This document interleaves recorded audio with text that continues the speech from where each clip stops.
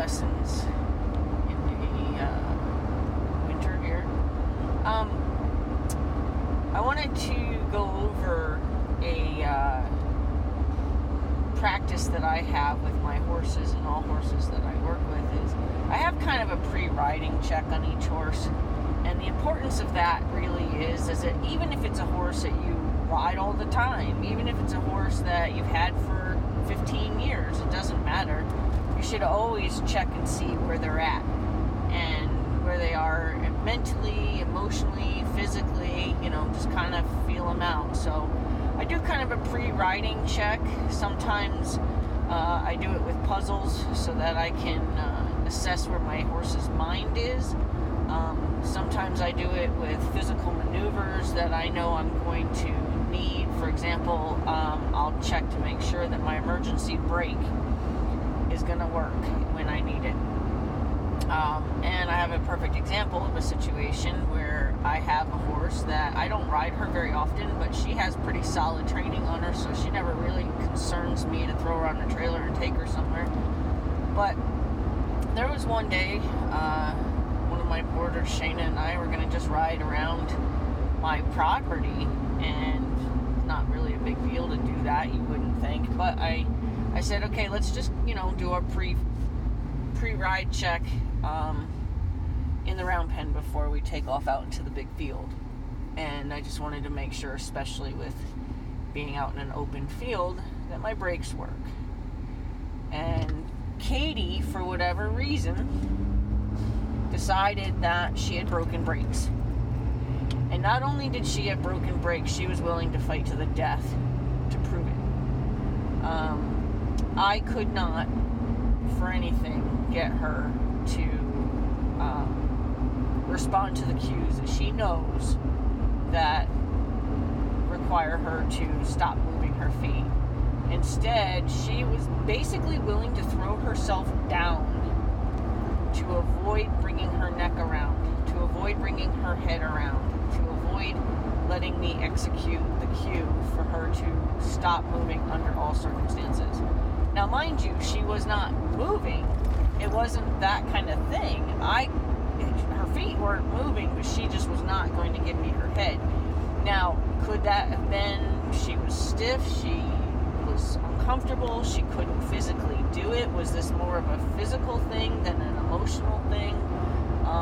It's possible, but I struggled because she's a big paint horse, and big meaning thick. She's, a muscular horse, so she's very strong. And when she decided that we were going to have this wrestling match, she decided for me that it's not a good day.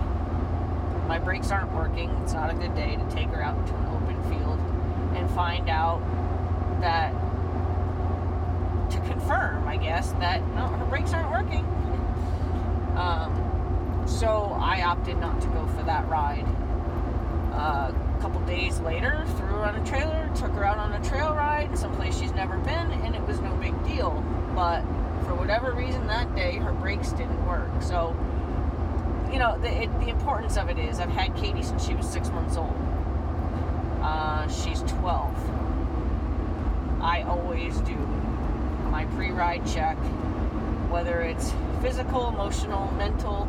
I always make sure that we have all of those things kind of in check before we go and do anything. It's just a good practice to have. I mean, you don't want to get on your horse and find out that your brakes don't work and be out in the middle of a hunter pace or something and not have worked through that problem.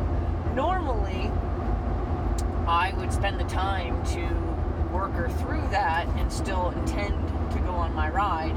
But because I had somebody else kind of waiting on me, the decision to not go on my ride was for my safety and possibly for hers, because, horses are prey animals, horses are herd animals, and if one horse is freaking out, it's a real good chance that the other horse will follow lead. So it's for my safety and for her safety that I opted not to go on that ride. So I worked her through what I had to work her through to make that session turn into a training session, and that was fine. You always go with the plan of having something you'd like to go do, but you work with the horse that you've got in hand, and if that horse isn't going to be able to do what you'd like to go do, then you work on whatever came to your conclusion about that, whatever reason you decided that you weren't going to be able to ride, and work on that problem. So that's what we did. Shayna had a nice ride by herself, which is fine. Coda's good about going out by himself. But so that's to me the importance. Had I not done that, I might have found out later that I needed brakes and didn't have any. So just good practice. So hopefully my example will help other people realize that it doesn't matter how long you've had your horse. It doesn't matter if your horse has only ever been ridden by you. Sometimes your horse just isn't there that day, So just do a little pre-riding check. Puzzles are good to do to know where their mental abilities are, know where their emotional state is. And then obviously something like a stop, an emergency stop, maybe that would be something worth trying to. Okay, that was my last one for the day, I'm sure. All right, bye.